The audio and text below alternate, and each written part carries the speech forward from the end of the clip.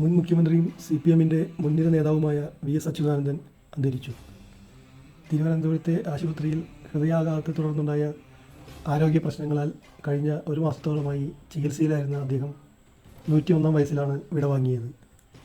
Comrade VS എന്ന പേരിൽ അറിയപ്പെട്ടിരുന്ന അച്യുതാനന്ദൻ കേരളത്തിൻ്റെ രാഷ്ട്രീയ ചരിത്രത്തിൽ അപൂർവമായ സ്വാധീനമേൽപ്പിച്ച നേതാക്കളിൽ ഒരാളായിരുന്നു. 1923 ഒക്ടോബർ 20 ആലപ്പുഴയിലാണ് അദ്ദേഹത്തിൻ്റെ ജനനം. 4-ാം വയസ്സിൽ അമ്മയെയും 11-ാം വയസ്സിൽ അച്ഛനെയും നഷ്ടമായ അദ്ദേഹത്തിൻ്റെ ബാല്യം വളരെ ദാരിദ്ര്യം നിറഞ്ഞതായിരുന്നു. അതിനാൽ 7-ാം ക്ലാസ്സിൽ വെച്ച് പഠനം നിർത്തേണ്ടി വന്നു. ഏകദേശം 15 വർഷക്കാലം പ്രതിപക്ഷ നേതാവായി പ്രവർത്തിച്ച അദ്ദേഹം 2006 82-ാം വയസ്സിൽ കേരള മുഖ്യമന്ത്രിയായി തിരഞ്ഞെടുക്കപ്പെട്ടതോടെയും അച്യുതാനന്ദൻ്റെ രാഷ്ട്രീയ ജീവിതം അതിൻ്റെ ഉച്ചസ്ഥായിയിലെത്തി. 2011 വരെ ഇടതുമുന്നണി സർക്കാരിന് നേതൃത്വം നൽകി. അദ്ദേഹത്തിൻ്റെ ഭരണകാലം ഭൂമി സുതാര്യതയും ഭരണപരിഷ്കാര ശ്രമങ്ങളുമൊക്കെയാണ് ഓർക്കപ്പെടുന്നത്. ദൂരദർശിതയുള്ള തീരുമാനങ്ങളും സമൂഹപക്ഷധർമ്മം നിറഞ്ഞ നിലപാടുകളും അദ്ദേഹത്തെ വേറിട്ടവനാക്കി. 1996 പാർട്ടി സ്ഥാനാർത്ഥി പട്ടികയിൽ നിന്നും താൽക്കാലികമായി ഒഴിവാക്കിയതിനെ തുടർന്നുണ്ടായ പൊതുപ്രതിഷേധം അദ്ദേഹത്തിൻ്റെ ജനപ്രീതി തെളിയിക്കുകയും പിന്നീട് പട്ടികയിൽ അദ്ദേഹത്തെ തിരികെ ഉൾപ്പെടുത്താൻ പാർട്ടി നിർബന്ധിതമാകുകയും ചെയ്തു. പാർട്ടിക്കുള്ളിലെ അഭിപ്രായ ഭിന്നതകൾക്കിടയിലും VS സ്ഥിരതയുള്ള ബഹുമാനാർഹമായ വേറിട്ട ശബ്ദമായിരുന്നു.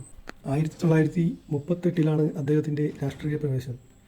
എന്നാൽ കമ്മ്യൂണിസ്റ്റ് പാർട്ടിയുടെ ഭിന്നതയ്ക്കൊടുവിൽ 1964 CPM രൂപീകരിക്കപ്പെടുമ്പോൾ അതിൻ്റെ സ്ഥാപക നേതാക്കളിൽ ഒരാളായി അദ്ദേഹം മാറി.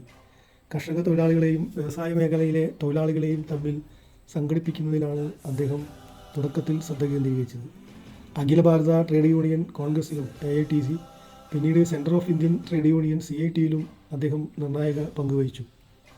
1940-കൾക്കും 50-കൾക്കുമിടയിൽ അദ്ദേഹം നടത്തിയ തീവ്രമായ രാഷ്ട്രീയ പ്രവർത്തനം നിമിത്തം പലപ്പോഴും അറസ്റ്റ് ചെയ്യപ്പെടാനും ജയിലിലടയ്ക്കപ്പെടാനും ഇടയാക്കി.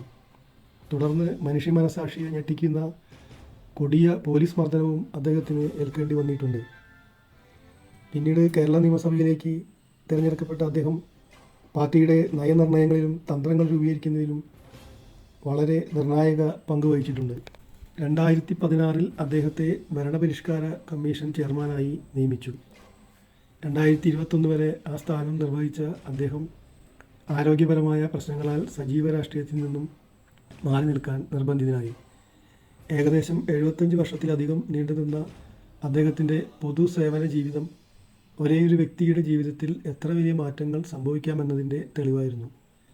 ഇത്തരത്തിലുള്ള വാർത്തകൾക്കും ചരിത്ര സംഭവങ്ങൾക്കുമായി ഞങ്ങളുടെ channel the story behind like ചെയ്യാനും ഷെയർ ചെയ്യാനും സബ്സ്ക്രൈബ് ചെയ്യാനും മറക്കല്ലേ.